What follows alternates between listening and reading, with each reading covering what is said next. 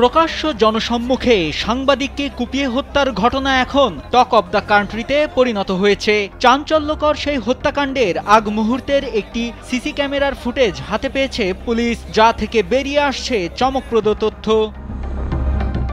ফুটেজে দেখা গেছে এক তরুণীকে হঠাৎ চ্যালেঞ্জ করেন নীল রঙের জামা পরা এক ব্যক্তি।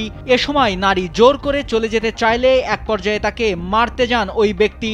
ঠিক এমন সময় চারপাশ থেকে ধারালো অস্ত্র হাতে এসেই তাকে কোপাতে শুরু করেন কয়েকজন তরুণ।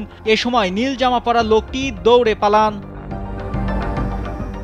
জানা যায়, তরুণীটিকে যখন ওই পুরুষ মারধর করছিল তার পাশ দিয়ে যাচ্ছিলেন সাংবাদিক আসাদুজ্জামান ও তার সহকর্মী শামীম হোসেন। এমন সময় কয়েকজন লোক দেশীয় ধারালো অস্ত্র নিয়ে বলতে থাকে, এই পাইছি, তোরা আয়। ওই সময় মারধর করা ব্যক্তিটি দৌড়ে পালানোর চেষ্টা করেন। ফুটেজে নারীর সঙ্গে ধস্তাধস্তি ও পালিয়ে যাওয়া ব্যক্তিটির নাম বাদশা মিয়া। তিনি আহত হয়ে হাসপাতালে চিকিৎসাধীন। বাদশা মিয়া বলেন, ওই মেয়ে আসলে সশস্ত্র ছিনতাইকারী চক্রের সদস্য। পকেট থেকে টাকা তুলে নিয়ে পালানোর সময় তিনি মেয়েটিকে ধরে ফেলেন। ঠিক এই সময় চক্রের বাকি সদস্যরাও এসে উপস্থিত হয়।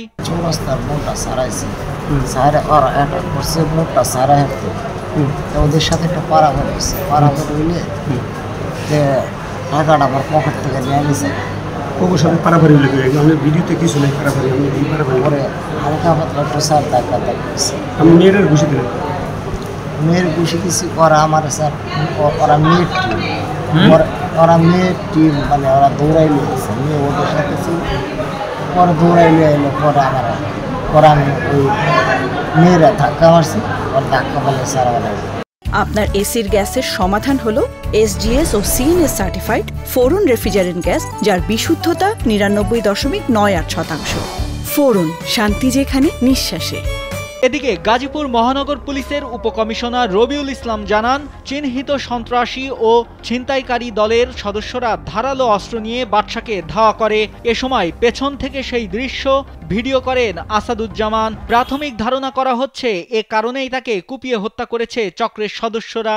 এই নারীকে ওই বাদশা মিয়া আহত করেছে এবং আহত করার কারণে ফলশ্রুতিতে যে 4-5জন ছেলে এসে উপর্যুপরি বাদশা মিয়াকে খুব কোপালে, এই দৃশ্যটি ওই চৌরাস্তায় অবস্থিত সাংবাদিক তুহিন তার মোবাইলে ধারণ করে।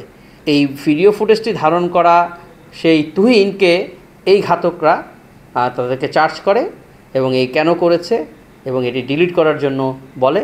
এবং এরই এক পর্যায়ে যখন তুহিন ডিলিট করতে চায় না কিংবা ভিডিওর বিষয়টি অস্বীকার করতে চায়, তখনই তারা ওই অবস্থাতেই ক্ষিপ্ত হয়ে তাকে উপর্যুপরি আঘাত করে মেরে ফেলে। আমাদের সিসিটিভির ফুটেজে আমরা ঘাতকদেরকে আইডেন্টিফাই করতে পেরেছি। তদন্তের প্রয়োজনে আমি নামগুলো ডিসক্লোজ করতে পারছি না। আমরা আশা করি অচিরেই এদেরকে আমরা গ্রেফতার করতে পারবো, তবে প্রকৃত সত্যটি আপনাদের কাছে উপস্থাপিত হবে। নিহত আসাদুজ্জামান তুহিন দৈনিক প্রতিদিনের কাগজের গাজীপুরের স্টাফ রিপোর্টার হিসেবে কাজ করতেন। তার বাড়ি ময়মনসিংহের ফুলবাড়িয়া উপজেলার ভাটিপাড়া গ্রামে।